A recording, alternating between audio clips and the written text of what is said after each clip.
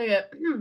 What is up, you guys, and welcome back to Hot Leather Pants Podcast. If you so happen to stumble upon this page, because you typed in hot leather or leather pants or hot leather pants, first of all, you're nasty. Secondly, look no further because Kev's got leggings on, man, and we're set. We So are putting the hot back in hot leather pants. the hot in the hot leather pants because the only people that did it any better than our generation was Guns N' Roses. Thank you and good night. Anyways, Absolutely. Welcome back to the lizard-free zone, everybody. welcome We're back, gonna lizards. we're getting into all the lore and the myths and the truths of rock and roll. Starting today with none other than Mr. Aleister Crowley. All right, Kev, do you know who that is? I know a little bit about him. He was a wizard. All right, guys, let me show you what this man looked like, okay? All right, first off, this man's got demons in his eyes, y'all. Do you see that? Whoa. Like, You know what? He looks like Winston Churchill's evil brother. Wizard Churchill. Oh my gosh, look at that dude. What a guy. Anyways, Yeah, so this is there's not one normal face. no, he's got hella demons. And this is pretty interesting because there's all this stuff going on about the Masons right now, but Aleister Crowley joined an occult that was a brother of the Masons. I'm pretty sure. That's part of a theory that I have right now, but when he joined said cult, he was inducted into the group at the London's Mark Masons Hall. Anyways, so let's start with the early stuff. So he was born on October 12th, 1875, to two very rich religious parents. His dad was a preacher. His parents were part of the Christian Plymouth Brethren, and his dad read his mother and him the Bible every night. I don't know So far, about so good. you. Yeah. But also, I've had people that grew up in the Christian faith or like their parents were like super into the church or like their dad was a preacher or something and they kind of went off the deep end for a really long time. Oh yeah, they You spend know, a little that too much time rebellion. in Revelations. That Spend rebellion, spend all their time. that good old sin that they didn't get to experience when they were kids. Anyways, so growing up, he decided that he didn't believe in Christianity. He became really skeptical of the Christian faith. His dad died of tongue cancer when he was 11 years old, and this was claimed to be a turning point in his life. And even though he denied his dad's teachings and like his dad being a preacher and everything, he still considered him his hero and Mm, someone that he would always look up to, which is pretty interesting considering he was the mighty occultist of the rock and time, roll. pretty much. So, obviously, as he grew up, he became a skeptic of the Christian faith. He went to a few different colleges. He kind of bounced around because once he got tired of one, he went to another. And he just kind of disagreed with everyone. He seemed to be like a really angry young man. So he started pointing out biblical inconsistencies to his religious professors at his colleges. He was going to two colleges at the time. And then after that happened, he went to a different college. So he didn't get along with people.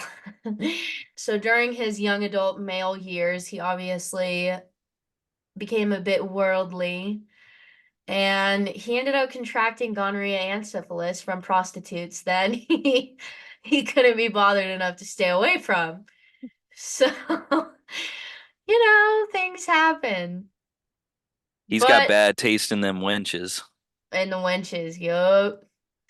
So after he decided he didn't want to be a Christian anymore and he really liked prostitutes, he got really into chemistry. And what does chemistry lead to with these weirdos? Alchemy. So alchemy became a huge interest of Aleister Crowley's.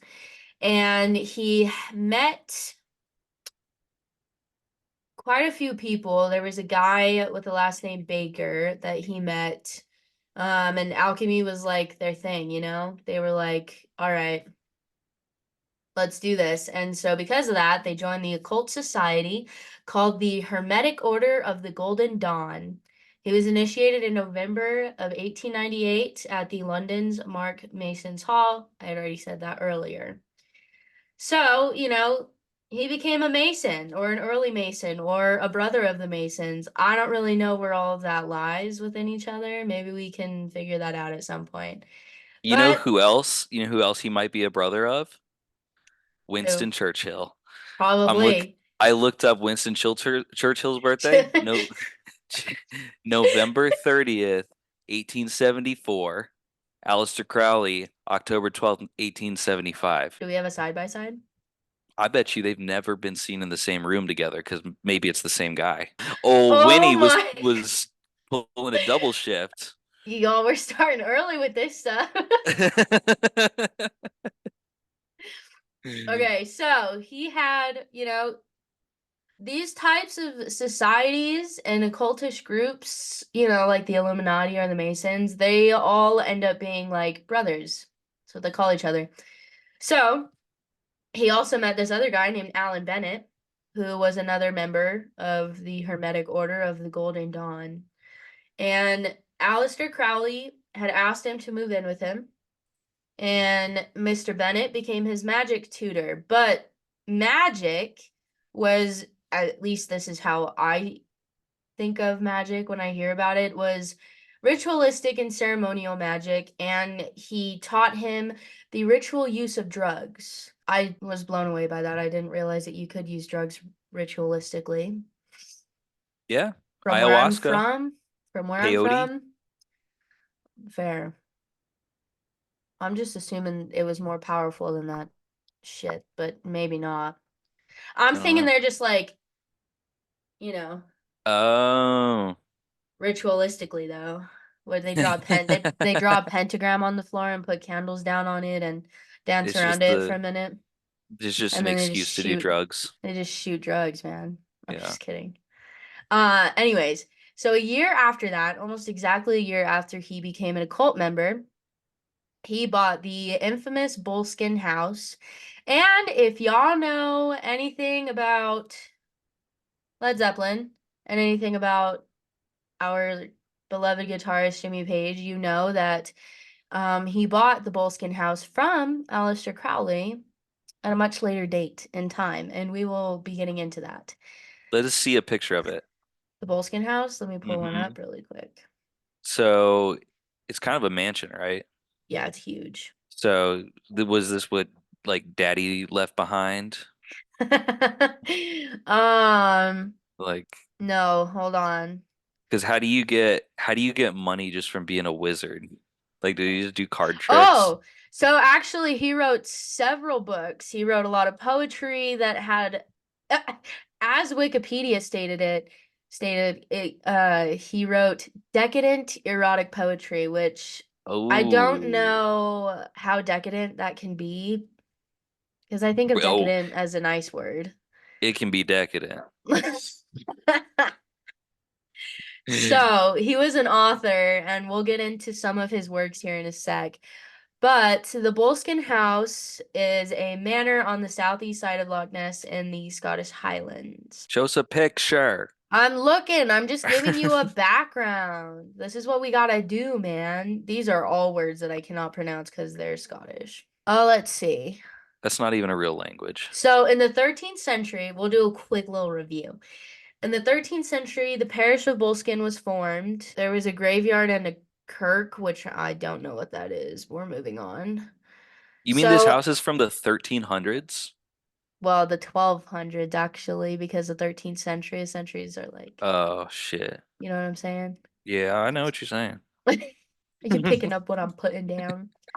So, a succession of ministers, this is on Wikipedia, by the way. A succession of ministers ran Boleskine Parish and would travel the area on horseback or on foot in all weather conditions.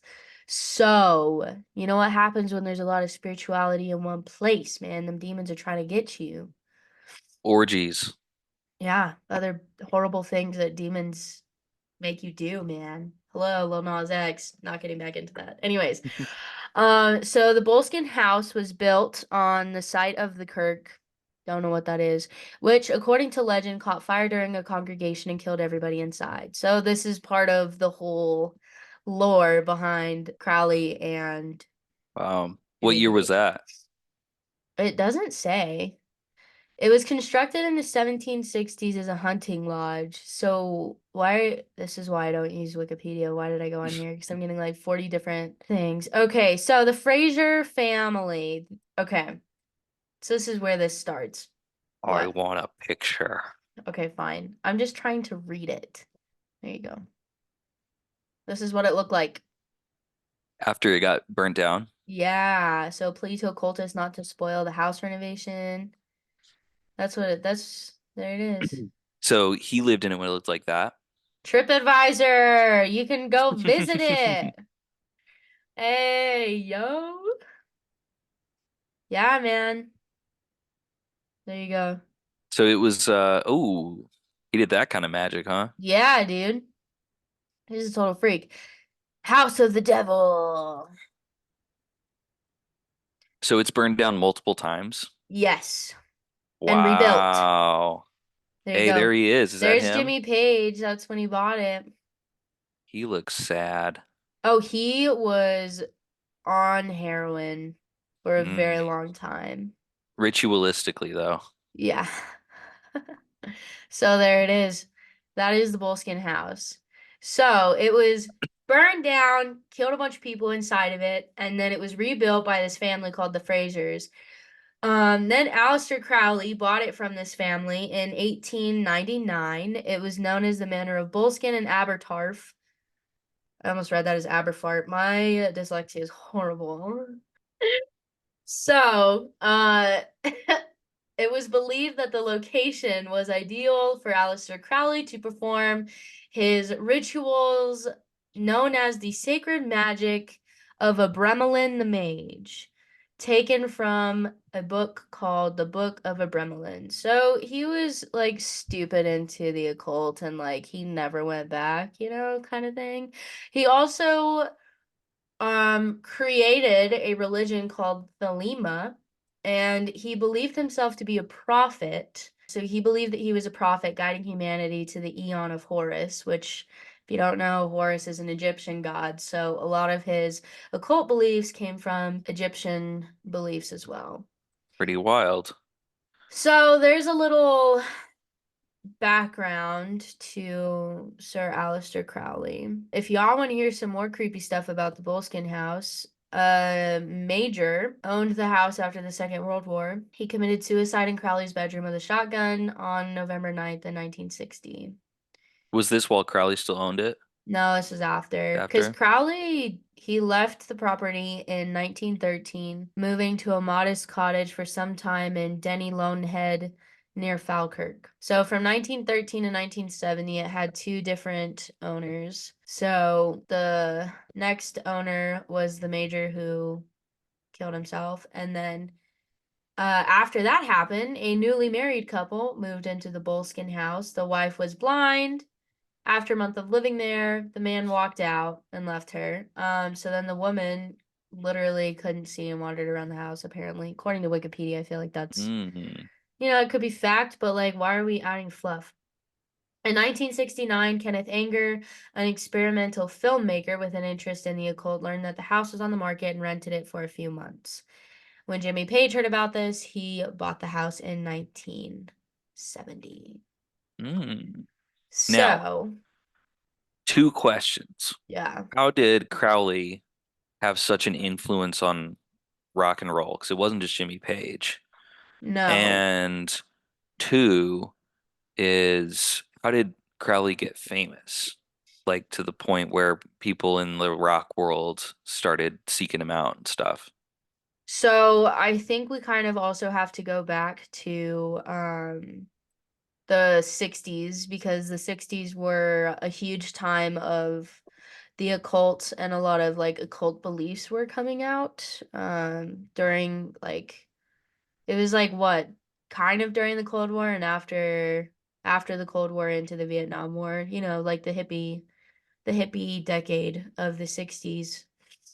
The occult just became, people became super curious about it, and it became really, really popular. All types of occultish beliefs. But Aleister Crowley wrote many a book. He had so many works, like, Yoga. yeah. Oh, So you tell me that basic white girls are actually worshiping the devil?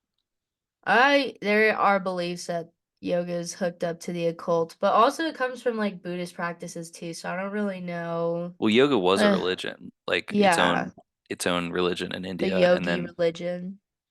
yeah, and then Karen So said, "Nah, we gonna do this our way." we're just gonna do a bunch of mandala shit. No, I'm just kidding. So, he wrote a lot of stuff. There's the Book of Thoth. Like I said, he had a The lot of, Diary of a Drug Fiend. I love these titles. yeah, dude, this is magic, book 4. Thoth. How do Moonchild. you pronounce that? Thoth? Thoth. It sounds like you're just saying sauce with a lisp. Yeah, he Tom Tomato thoth. Thoth Thoth. Now it sounds weird. Yeah, it was an Egyptian god, the Egyptian god of the underworld. So, Oh, the Egyptian god of writing, wisdom, and magic, associated with mm, order and justice. why is There he you a damn go. bird? So he was a falcon Oh, guy, representing power and quintessence, and his left eye was the moon or evening star, representing healing. Yeah, man. wild. So Um, here's a so million. he published a bunch of books.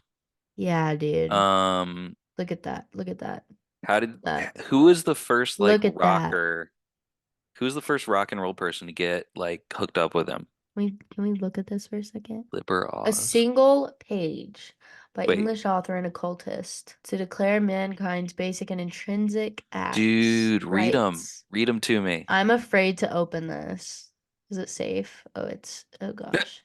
I almost I don't want to read this out loud. They're not good. Can you see it? Yeah, or are you afraid it's gonna cast a spell? Yeah. Man has the right to live by his own law, to live in the way that he wills to do, to work as he will, to play as he will, to rest as he will, to die when and how he will. Man has the right to eat what he will. It's just like the opposite of any Yeah. proverb or anything that you read in the Bible. Dude, man has the right to kill those who would thwart these rights. The slaves shall serve. Oh shoot. Yeah, this sounds a lot like satanic belief too, because it's a lot about the self. Anyways, the guy wrote a lot of books. So going back into, We were talking about oh, how he got into rock and roll. and what How did that people, crossover happen? so the occult, going into rock and roll and the occult. A lot of this has to do with like there's bands like the Rolling Stones, there's Ozzy Osbourne, there's Oh, Led Zeppelin. There were a lot of rumors. The Beatles, Black David Bowie. Sabbath, David Bowie. So it started with the Beatles. That Sgt. makes Pepper's Lonely sense. Hearts Club Band. And Hmm. there is Aleister Crowley is on the album cover somewhere. Do you remember when we were looking at this last time? Where is he? Yeah, yes, he is on that album. So, this is what we're looking at. All right, we're looking for Wizard Churchill. Wizard. Wizard. It's weird because there's so like look, the Beatles are right here, but then they're right here again. You got Muhammad Ali. I think Aleister Crowley's actually right here. Oh, I bet you that's it. I think that's him. But then there's also Bob Dylan. There's Marilyn Monroe, wasn't she part of the 27 Club? I think so. And then or was he right here? This might be him actually. Oh, she was 36 when she died. Oh, never mind. But then you see this creepy dude right here too. Yeah. Who's He's that? a This is different creepy dude. this is a guy that killed Abraham Lincoln, y'all. Why is he on the Sgt. Pepper's Lonely Hearts Club Band Maybe album he was cover? framed. I just need to know. There's probably a whole thing that goes Hey, on. I see another Crowley, top left, right next to the This guy one? with this next one over. This one? Nope, to the right. Up. That one. Yeah. Yeah, I pointed at that one already. Oh. Uh, anyways, there's a whole lot going Dude, on what in is this this like picture. dead kid down in the bottom right? Is I'm trying to figure out because it says welcome the. that Does blood say on his shirt? does that say killing ones? Look, there's a hand right there. Do you see that? Whoa. Because I'm pretty sure that says welcome the, and then I think this says killing Whoa. ones. And why is this ripped out? Who is this? Ooh, was that actually ripped out? Like on the Well, original? I don't think so. This is like a, I don't know, man. What is this? This looks like Mr. Mosby from Sweet Life of Zack and Cody. Anyways, all right. You want to hear an Illuminati story? Yeah, let's get into All right, so I once tried to join basically they were like the off-brand Freemasons. They were like the Kmart Freemasons. These it. guys were like they were like the competitors. And I was like, okay, I'm gonna join these guys. I'm gonna learn how to run the world. So I like join and all they do, it's just like old dudes sitting around and they eat hot dogs and they just play pool. But there was like this whole like veil of mystique. Like it seemed like it was a secret society. And there was this like crazy initiation ceremony where it was like this room and it was clearly very old. The Oh paintings, like the no, whole Kev. ceilings were painted, and I'm sworn to secrecy. I can't say what happened in the ritual, but it was definitely some Freemason shit. But they never told me anything about running the world. So, how did you get out of that then? You just ran away? Yeah, I moved across the country. Oh, I know where this happened then. Yeah. Yikes. Dude, they were always going on about there's like, oh, the damn Freemasons across town. It was like these old dudes, and they're like, oh, the Freemasons are taking all our recruits. It's like, well, yeah, y'all are the Kmart You version. guys Like, are the knockoff version. Oh my gosh, Kevin. It was Edgar Allan Poe. It wasn't the guy that killed Abraham Lincoln. oh, yeah, yeah, yeah. Sorry. They all look the same. They They look all really dress the similar if same. I'm being completely honest. So sorry. Anywho. And the bald guy, that is Aleister Crowley. With the demons and everything. Mm. So, anyways, it's believed that Paul McCartney was the Beatle that picked Crowley. Um, even though there were other controversial choices such as Adolf Hitler and Mahatma Wait, Gandhi. dang. So I'm not sure why they wanted controversial people on the album, but maybe we could talk about that later because we're Yeah. trying to talk about Aleister Crowley. So, oh, this goes into all of his dumb shit. Okay, all of his books. So then we have the Rolling Stones. And Mick Jagger was seen carrying around occult books. They did a lot of drugs too. So they also released an album that that alluded to satanic things and the Prince of Darkness. Mm. So, they have the album Sympathy for the Devil, and they had an LP titled Their Satanic Majesty's Request that came out in 1967. So, according to this article, the Rolling Stones became more associated than any other Tainers with a personal depravity that surpassed that of just hard partying rock stars. Mm. So they were into the whole self-deprecation, the whole poor me.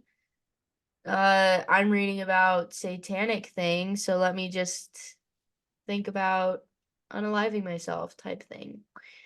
So, I would say those were the first two really prominent roles that rock and roll kind of Oh, played into with the whole occult thing. And I mean, if you went into an entire history of the occult and like the 60s, there was a lot that went on. Like pagan rituals were huge back then. yeah. So Yeah. we talked a little bit about I forget his name. He was the first dude to join the 27 Club, right? The blues musician who met the devil at the crossroads. Oh, yeah. Robert, was it Robert something? Yeah, it was Robert Robert something. something. That's right. Um, but then it seemed like, early rock and blues wasn't too dark. No. Somewhere along the line though, between like Chuck Berry and like Zeppelin, it got Yeah. real dark, and it seems like Aleister Crowley might have played a part in that. Yeah, that's what I'm thinking too. Because Zeppelin, there were before they even like came out and said that like Jimmy Page bought the house or Jimmy Page studied Crowley's works or anything like that. Like I said, I think the occult kind of had a huge thing going on in the 60s. And I don't know the full history. I just remember some stuff that I learned in Bible class 10 years ago. Uh, um, but I think even that whole era when like heroin became really popular in the US and like people were using drugs like hallucinogens like acid and mushrooms. I think there's a whole history behind like drugs and the occult and that shift in the music industry because like Zeppelin became famous almost like that. And that's why people rumored that they had sold their souls to the devil and, and it could be true. I don't know. Jimmy Page produced their music as well as wrote a lot of the songs and played guitar and made sure that they were recording when they needed to record and they were meeting when they needed to meet. So maybe he had something to do with their fame. Yeah. I don't know. Wasn't it Stairway to Heaven where if you played the record backwards, it was like some satanic stuff? It was rumored, yeah. I But think you my can look it up. I think it was Stairway to Heaven where you like people have recorded it digitally and you can look it up. like actually, Yeah. let's see. Yep. Ah, it gives you the lyrics too. Okay, y'all ready? Ooh.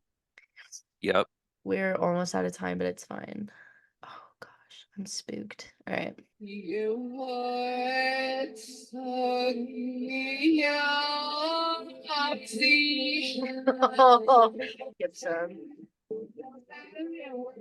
Whoa, look at that.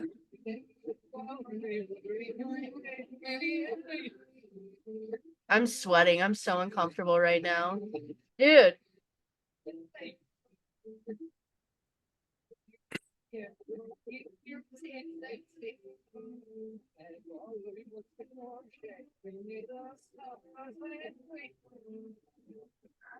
It sounds so stupid. Like, I don't know if this is accurate. Yeah. And I'm actually kind of freaked out right now. I got really hot when I was playing.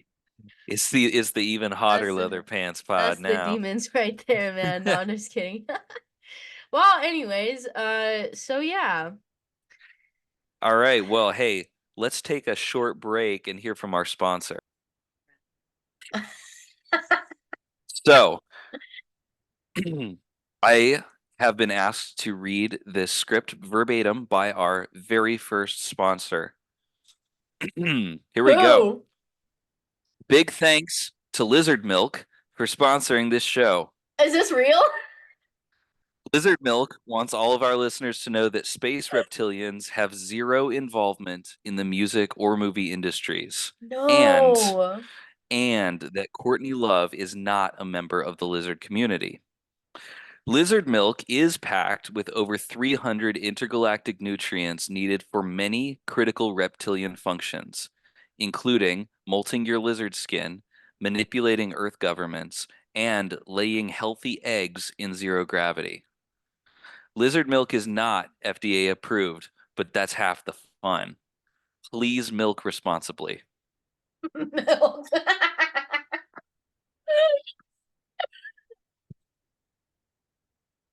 So big thanks to Lizard Milk, and I hope that you guys keep sponsoring us. We love your product. Yeah, it's delicious. I've never had it. Kev's gonna send me some.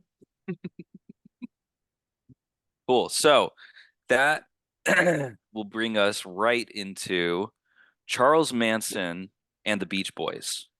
Bet you didn't think those two are related. This one's pretty wild. No, but I'm confused about the whole crude sax thing because again, my dyslexia, I thought it said crude sex, and I was like, Oh, there was that. very much so. Yeah, so it actually started that way. Dennis Wilson, he was driving down some, road in California, two female hitchhikers were like, "Hey, will you pick us up, please?" And he grabs them, takes them back to his place, parties. They go home or home to Charles Manson's cult. They tell him that they just hung out with one of the Beach Boys, and he goes, "You know, I've been wanting to be a musician for a good while now. Oh This my might, gosh. yeah." Turns out he had been writing music of his own. They Yes, I knew this. probably sat around naked playing it, you know? Yeah, he did. Of course, yeah. To the girls around the campfire in his occult. Or not occult, in his cult. In his cult. Sorry. Yeah, so so Dennis Wilson, I think he went on tour, comes back home, and he finds that Charles Manson and a bunch of women are living in his house. He never invited them or let them in. They're just living in his house. So the girls remembered where he lived? Yeah. That's He insane. starts having these wild orgies, of course. That's what you do when you got Charles Manson's ladies with you. That's Charles Manson's way of weaseling his way in. He was known to be super charismatic. Like he could Yeah. convince anybody to do anything. So he goes, "Hey, Mr. Wilson, I got a song for you. I wrote this and I want to give this to you." And it was kind of dark. Forget the original name. It was called like Cease to Exist, I think. Ah, lovely. Um and so Dennis is like, it's not really our style, but we'll take it into consideration. Oh, sorry guys. He rewrites some of it, but it clearly like was derived from Manson's work. Right? It was called like Never Don't Love or something. It was like a double negative. Never Don't Not Love. Um, That makes sense. but Charles Manson hears it. He he was never told that like they were actually going to use it. He's like, "You twisted my song. That's not the way it's supposed to be." This dude mails Dennis Wilson a bullet and he says, like, you can sleep at night knowing your kids are safe. Uh, what? Right? So at this point, he's like, all right, this Manson dude's crazy. I need to get out of this. So he like sells that house, moves out. When he arrives at this new house that he's just bought, hasn't even like been there yet. There's a note waiting for him that says like you can't escape me. It's by Charles Manson. What? But he had Wow. some fun. He learned his lesson. Don't pick up hitchhikers, but he did have a lot of Yeah. fun. He had some pretty wild drug-fueled orgies. You know what's weird too Sounds about like the the word? 60s. Why is it that the word orgy is like semi-acceptable? I don't know. I think it's like there's this weird social acceptability around the word orgy. That's an interesting question. I don't know. Well, It's hey, not so taboo. Like, there's so many things that are taboo, and I guess it's really not. yeah. Huh. I never thought about that. Yeah, I'm gonna try slipping it into my language more often. You should. Do a social experiment. Yeah. See what, or how people react to that. Hmm. Hmm. Well, on that note, let's talk about some more Aleister Crowley. All right, guys. If you thought it wasn't over, I'm pretty sure Aleister Crowley there's so much about him, and we're probably barely scratching the surface. And to all the major Aleister Crowley fans out there, I'm sorry if I didn't do him justice. He was a scary man, so I don't really care. Anyways, this next article that I found about him was 6 dark places that Aleister Crowley performed his particular brand of Mm. magic.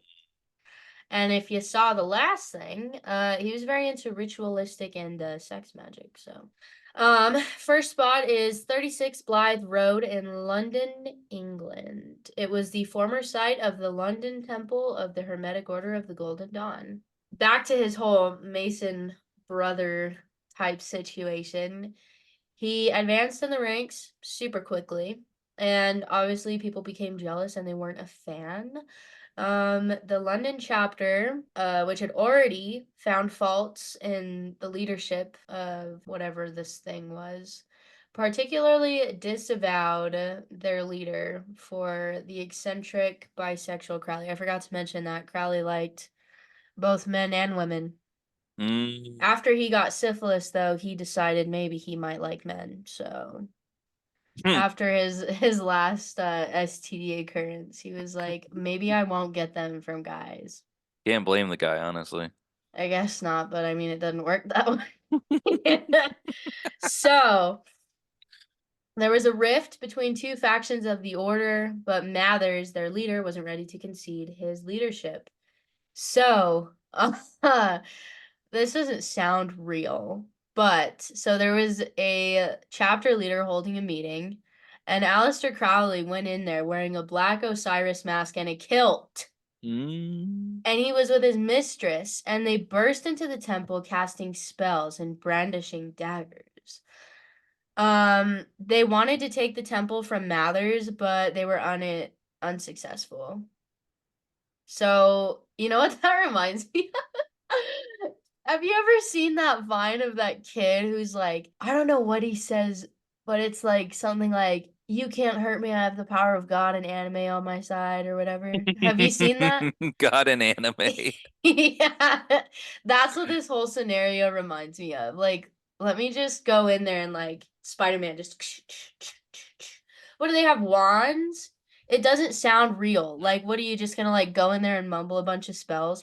And he's wearing a Osiris. Let me show you what Osiris looks like from also Egyptian mythology. This guy was a true believer, huh? Bro, okay. Osiris, I got it wrong earlier. I thought Thoth was the god of the underworld. Osiris is the god of the underworld. And Osiris was the guy with the crocodile face. Wouldn't it be Othyrith? Osiris. So let me show y'all. Mr. Osiris was the god of the underworld in Egyptian mythology. Yeah. What an interesting looking fellow. I guess he had a sidekick that had this, who was the crocodile looking thing. I don't remember much. I guess I need to go God of the underworld, huh? go back and study. But so he had a black mask that showed the god of the underworld, I guess. The Egyptian god of the underworld. And yeah, went in there, decided to just cast some spells, I guess. Anyways, because the Golden Dawn chapter paid to rent the space, they won the little fight that happened. Mm. Anyways, the Boleskine House is number 2 on the list. So obviously, you know, Crowley wanted to seclude himself and perform his weird little magics. He was a weird little dude. And yeah, I'm sure this is where he wrote his books. Apparently, he had summoned 12 kings and dukes of hell, and he left the house without dispelling them. So he couldn't like put them back where they crawled out of. So he summoned these summoned, I can't talk today. He summoned these demons, didn't unsummon them, and then this is why horrible things happened at the house after he left, because there were evil spirits that were left behind. So his housekeeper's 2 children died mysteriously and abruptly. I wonder why, because he's worshiping the devil. Mm. Secondly, there was one employee of the estate that apparently was abstaining from alcohol, got drunk, and attempted to murder his entire family. There was a bunch of dark energy. Obviously, we already talked about the army major that unalived himself. And then Jimmy Page apparently spent very little time at the estate, and he bequeathed it to a friend. But while Jimmy Page owned it, there were unexplained creaks, groans, and various ghostly apparitions in the house, which is also why he decided to skedaddle. Mm. So later owners dismissed any notions of hauntings or witchcraft. But in 2015, the house burned down again, completely in flames. Like there was nobody in the house when it did. The residents returned after shopping, and the house was in flames. Wow. So the Dukes of Hell are no joke, apparently. And if Aleister Crowley had just put his friends back in their magic jar, maybe, maybe all those bad things wouldn't have happened, you know? Damn. So, third on the list, sorry, that was a long one. So, in 1916, he called this house that he lived in a magical with a K retirement. And he lived with a medium, Evangeline Adams, and he spent 4 months. I didn't say 4 years, did I? know? He spent 4 months with this medium. So, the article says this didn't mean taking a break from cocaine, heroin, sex, magic, and prolonged rituals. Quite the Yeah. opposite. So, he's living with this medium and they're doing the nasty and summoning more of hell's demons. Oh, you mean he's nastying it up with the medium? Who else would he have been doing it with? His ghosts? Probably. Maybe.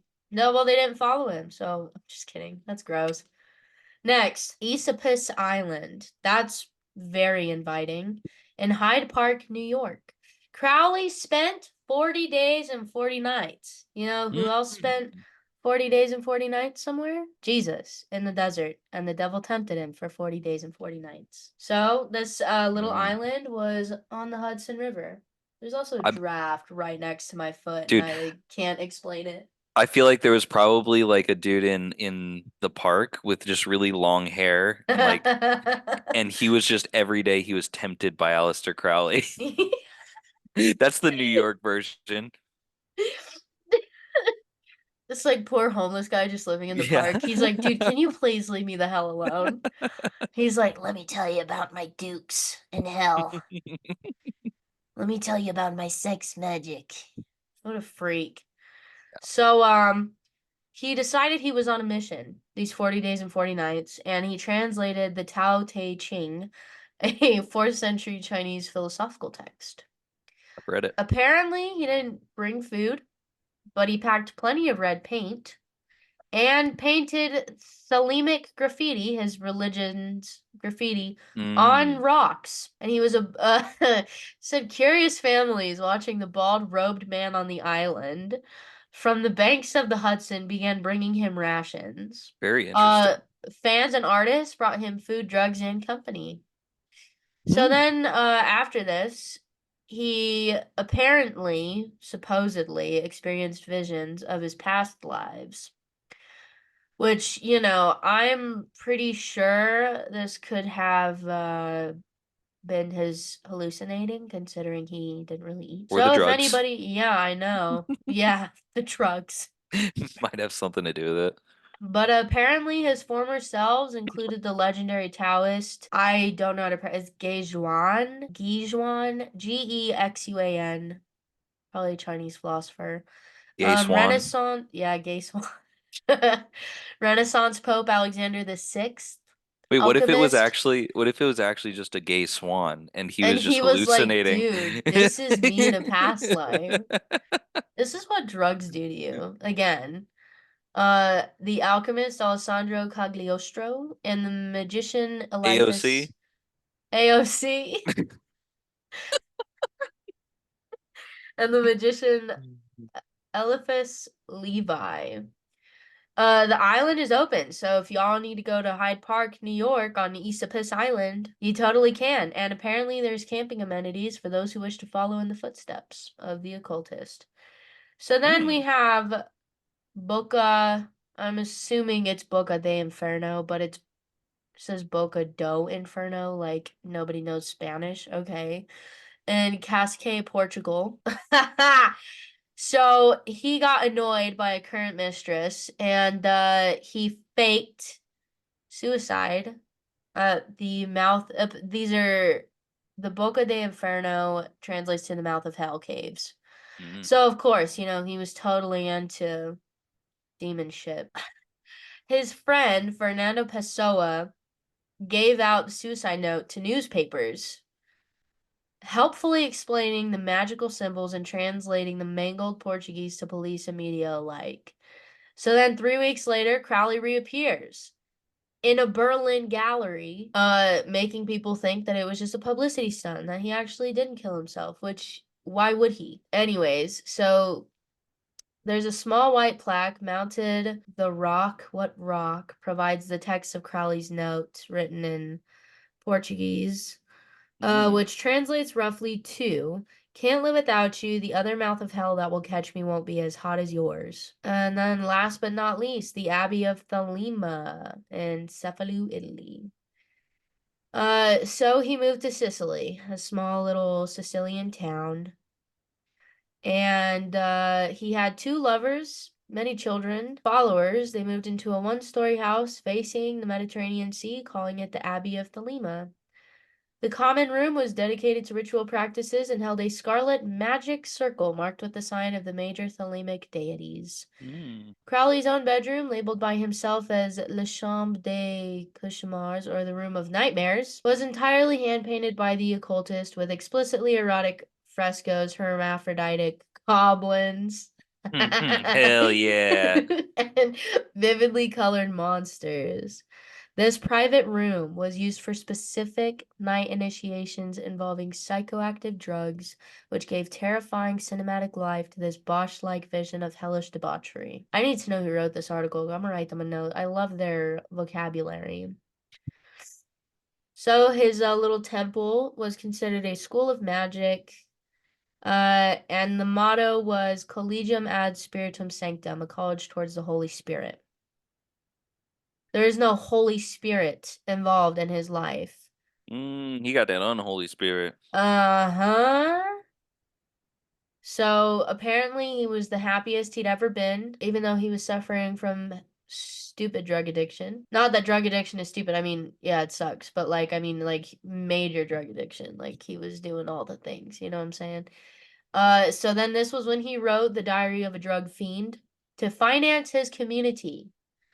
The growing interest in dark magic and the occult provided him with an ample student body.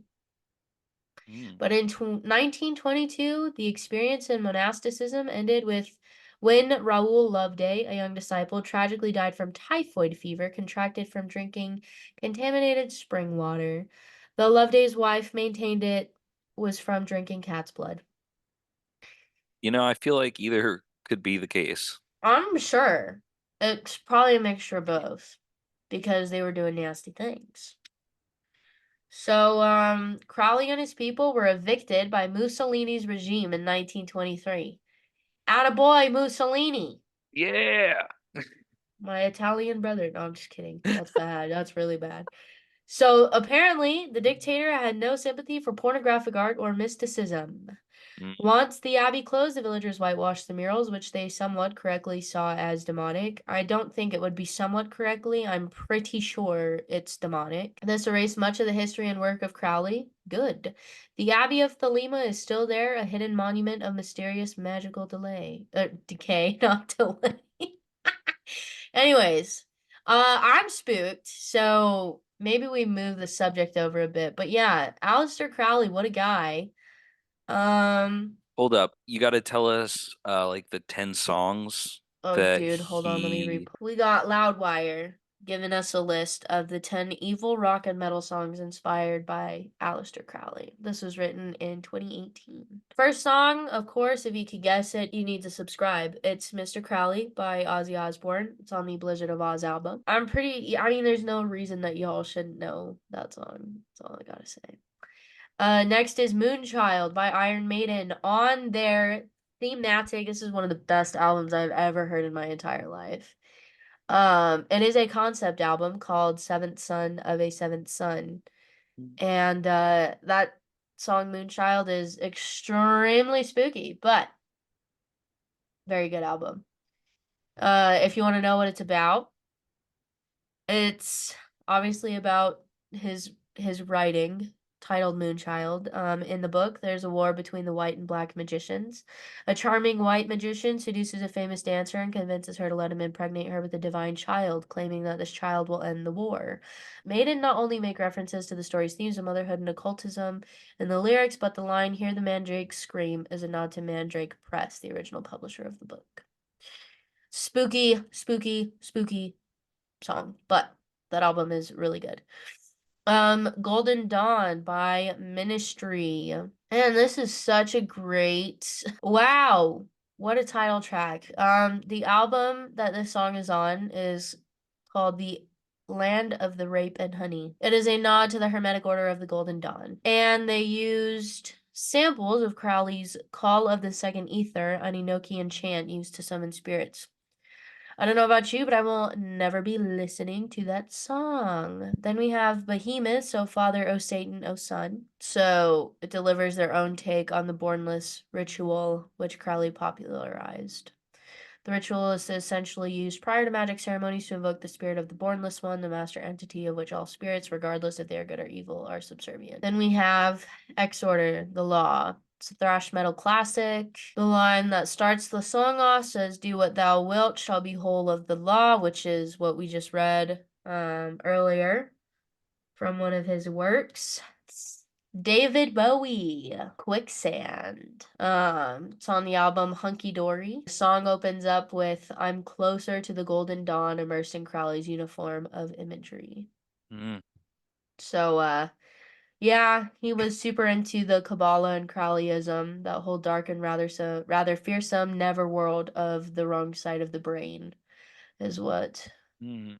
David Bowie said. Then we have the album, or not the album, the band Samael. The song is called Crown. It's taken directly from Crowley's poem, The Titanic. So, next is Merciful Fate, the Desecration of Souls. Sure, we can derive from that what we must. Vital Remains, Immortal Crusade. Marilyn Manson, Misery Machine. Doesn't surprise me. So, yeah, That's there's wild. that, man. He had that much influence on the music industry. And that was just the early stuff, because Yeah. Bowie started in the early 70s, and Mm. then yeah, Crazy. We anyways, uh we still haven't figured out the deep connection between the devil and the lizards and rock and roll, but we have turned over yet another stone. this is another leaf for sure, man.